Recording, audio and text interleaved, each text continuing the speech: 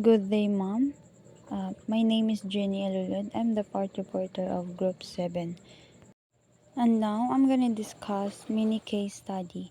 In 2005, a coalition of researchers began a human rights impact assessment or TVI resources on Canatuan mine on the Mindanao Island of the Philippines. So, ang the human rights impact assessment conducted by a coalition of researchers on TVI Resource Kanataan mine in Mindanao, Philippines aimed to evaluate the mine's effect of the local population, focusing on 6 human rights principles. So, 6 human rights principles is number 1 is the right to self-determination. Number 2, the right to security. Number 3, the right to an adequate standard of living. Number 4, the right to adequate housing. Number 5, the right to work. Number 6, the right to education. And for 10 months, the research team reviewed existing material on the topics, organized a workshop for farmers, fishers, small-scale miners, and various communities. And also, the research team employed several methods of gathering information and engage with the affected communities, like literature review, then community workshop, then lastly is oral translation, then orally translated the research guided into language the communities would understand, solicit their ideas, and try to gauge their understanding of human rights. This involves a combination of styling, making maps of the areas, and constructing timelines. So, importance of human rights impact assessment.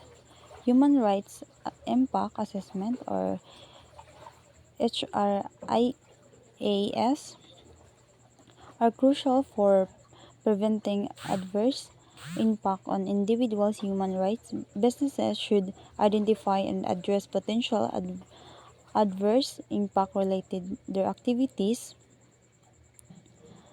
and human rights helps prioritize with remedial actions and allocate resource effectively. Mining engineers, for example, can promote human rights by assessing risks, designing projects, carefully monitoring and reporting impacts, and engaging with local communities.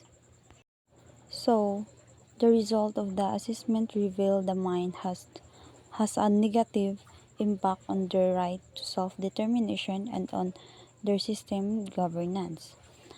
The human rights impact assessment of the Canatuan mines revealed negative impacts on the community's self-determination and governance system, leading by the 3 case recommendation aimed to addressing these issues. So, uh, including recommendation, first is encourage the government of the Philippines to, to assume responsibility for investigating the current conflict in Canatuan and for adopting procedures that would ensure such examples do not uh, reoccur in future. Then, second is give local communities capacity training on human rights so they can identify abuses and assert their rights. So 3 is require companies to make all efforts to resolve the many issues and conflict in Canatuan before proceed with an expansion of its operations in adjacent areas. And following the assessment of Commission of the Human Rights of the Philippines in 1970, with members coming from the top 50 corporations in the Philippines, the organization aimed to aid communities with projects to alleviate poverty in the Philippines. So, ang Commission on Human Rights kay uh, to in an independent office created by the 1987 Constitution of the Philippines. It investigates human rights violation involving civil and political rights. The CHR has a chairperson and 4 members. Commissioners serve at terms of 7 years without a reappointment. Attorney Richard P. Palpalatok is the current chairperson. Ang Commissions on Human Rights or CHR, their functions include first is investigating human rights, second is adopting operational guidelines and rules of procedures, third is providing legal measures for the protection of human rights, fourth is exercising visitorial powers and over jails, prisons, or detention facilities. Then 5 is establishing a continuing program of research, education, and information to enhance respect for human rights. And to organization founded in 1970, the details they provided about an organization founded in 1970 to alleviate poverty with leaders like Manny V. Pangilinan, Ramon R. De Losario Jr., and Armen E. Luestro or FSC seems to describe a different entity separate from the Commission Human Rights. Without further information, it's challenging to provide a precise explanation of this organization. So, why is there a need to be involved? So first, companies did not see the importance of community involvement in the company's growth. They saw community relations as a token for companies to ensure their approval within the company. The evolution of corporate attitudes toward community involvement reflect as a shift from viewing it as a mere formality to recognizing it as an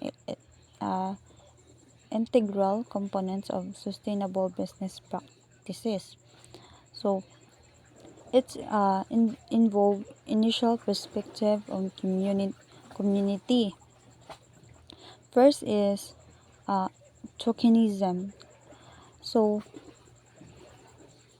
tokenism involvement initially companies regarded community relations as a superficial exercise to secure local approval. Then second is limited scope. So, involved gyapon sini ang community engagement was often ritualistic, then tokenistic, and temporary, lacking genuine commitment. So, there's no longer are buyers acting as mindless or passive consumers, but as meticulous judges or company. Many see the importance of trust, values, and responsibility that later became corporate responsibility. So there are the evolution of consumer perception. First is traditional view, then second is modern reality. The rise of meticulous judges. First is emphasis on trust. Emphasis on trust is consumers want to trust the companies they do business with. Then ang second is importance of values. Consumers are drawn to companies that share their values, whether it's environmental sustainability, social justice, or community involvement. Ang focus on corporate responsibility naman is consumers expect companies to take responsibility for their impact on society and the environment. So next, the shift towards corporate responsibility. First is changing customers' behavior. Second is importance of trust and values. Then third is rise of corporate responsibility. And last, technology became a huge part of this push, and slowly companies had no choice but to accept the new norms, and this is the birth of the social responsible corporation. So the role of the technology, first is enhance transparency, second and social media activism, then third is data analytics.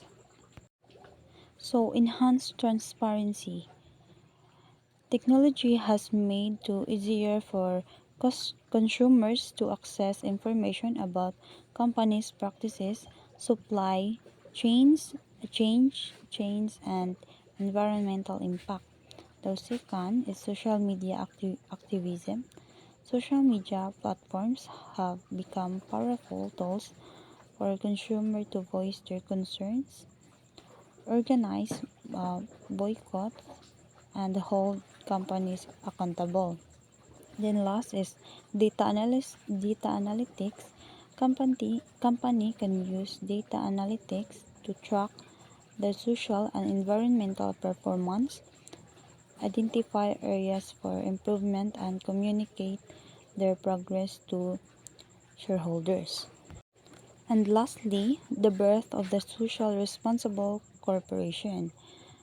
Ang social responsible corporation is a socially responsible to their company that integrates social and environmental concerns into its business operation and decision making process. And that's all. Thank you, ma'am.